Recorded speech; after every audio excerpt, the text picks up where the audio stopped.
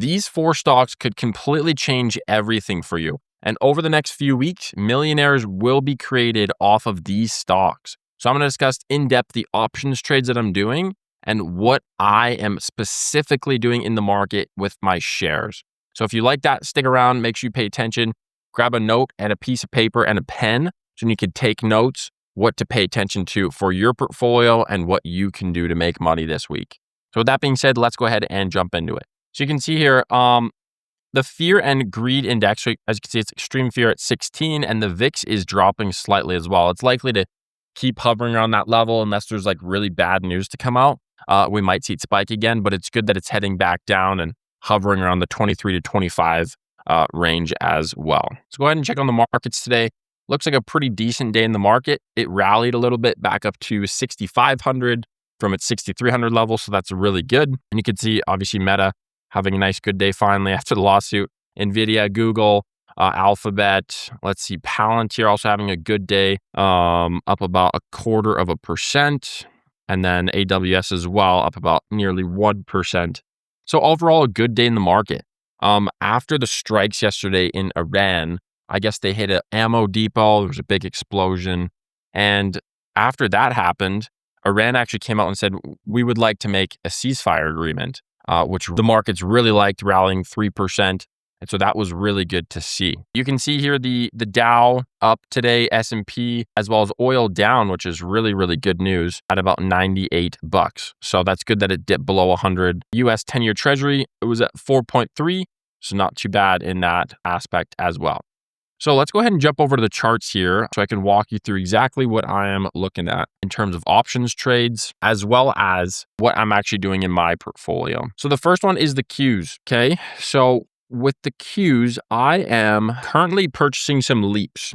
And so if you don't know what a leap is, it's a long call. So we're doing a long call out around 12 to 24 months. Now, I'm not betting against the US economy at all. And I think personally it's going to do very, very well, especially over the next few months. Because we've seen repeating over and over that after wars and conflicts, especially in the Middle East, where everyone's fearful of the price of oil, we usually have a rally after that happens, okay? Even if the conflict isn't concluded fully, even if there's a small agreement, the markets really tend to rally and enjoy that news. So I'm currently purchasing leaps on the Qs. You could wait a little bit longer, like if you want like a really good entry, but to be honest, like we're already seeing the market turn around. And especially going into the summertime with better news, with better inflation data, I think the markets will really rally. You can see we're at the bottom of the Bollinger Band as well. So a great time to obviously get into leaps on the next position is Corning. Now, this is one that I absolutely love. I purchased it a little bit down here in 2025, September, October range. Flattened off a little while. Some of my friends were like, oh, well, it's not the best time to buy that company because it's just flatlining. I was like, no, this company is going to go on a run. And there's a very important reason why. I'm going to share with that. Corning obviously makes a glassware, iPhone screens, things like that, important glass. But they also make fiber optics and parts for AI data centers, different microchips, all that good stuff. And so with it being positioned in the way it is with the market, as we're going into a very heavy AI-centric economy, I think we can see a massive run up on Corning. And you can see the market's already reacting very, very well with this news, hitting earnings and doing very, very well on this last earnings. As you can see, beating expectations. But let's actually look at the statements real quick and the fundamentals. So you can see Q4 up about 12%, $30 billion in total assets, and then 18 billion in liabilities. So a really good balance sheet there. And then we also look at the income Q4 of 2025, $4.2 billion, gross profit, 1.4 billion. So that's up about 30%. And then operating income up about 87% at $694 million, leaving a net income of $540 million. So that's really, really good. This company, I really, really believe is going to be a major player, not just for like the next 1 or 2 years, but consistently into the future. And that's really my playbook. There's lots of AI stocks coming out now, but you don't necessarily want to be the one mining for gold. You want to be selling the equipment and the shovels to the gold miners. Because whether those AI companies are successful or not, they're still going to need actual products built from companies like Corning.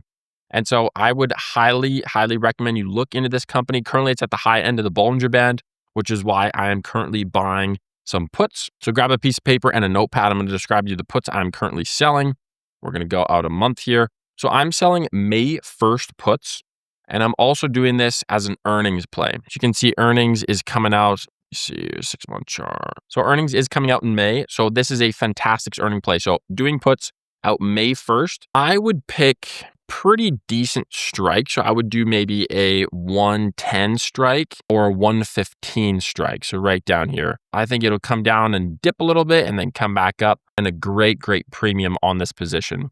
If you do get called the shares, I still think this is a great company to hold.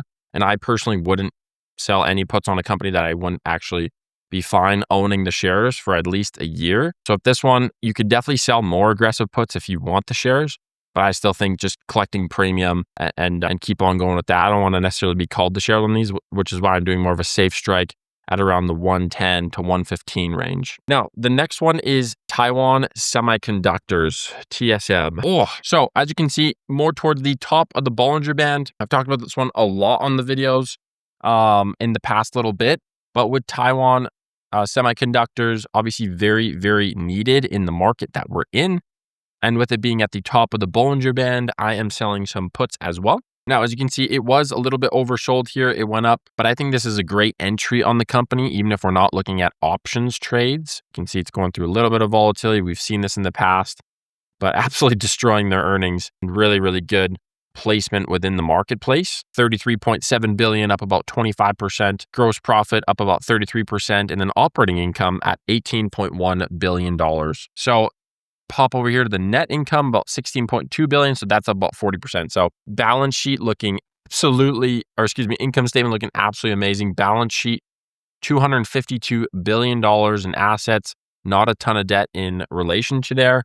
You can see 173 billion in total assets. So if there's a company that could receive a really big run up, especially over the next few months, it is Taiwan Semiconductors. And I think this is just a general good buy. Now, if you would like, could definitely sell puts on this company. I think selling puts here, let's pop over here to the month chart. So if you're selling puts on this company, I think going out until May, first week of May would be good to do it around the 310 to 320 range for aggressive puts if you want to be potentially assigned, or if you don't want to be assigned, going out maybe into the 300 range to be a little bit safer, but collecting a little bit less premium. In general though, I would be totally fine to be put the shares here. I'm not worried about that at all. I would rather, to be honest, just buy the position if you think it's more bullish over the next few weeks. And if not, definitely just sell some puts on there.